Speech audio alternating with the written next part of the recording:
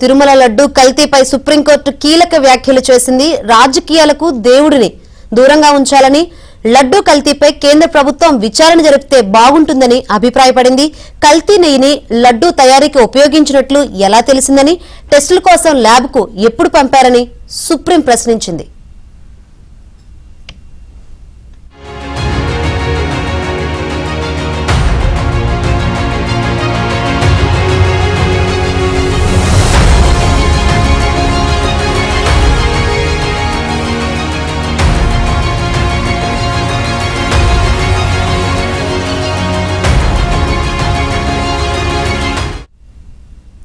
లడ్డూ ప్రసాదాల్లో కల్తీ నెయ్యిని వాడారో లేదో తెలియకుండా సీఎం ఎలా ప్రకటించారని, సిట్ను నియమించాక మీడియా ముందు ఎందుకు ప్రకటన చేశారని ధర్మాసనం ప్రశ్నించింది.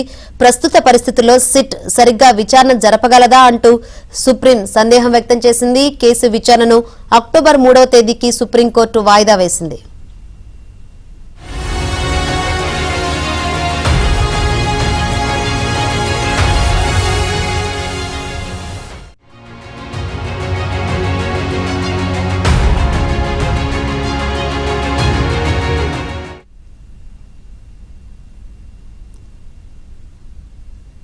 అయితే సుప్రీంకోర్టు ప్రశ్నలకు ఏపీ ప్రభుత్వం, టీటీడీ తరపు లాయర్లు సమాధానమిచ్చారు.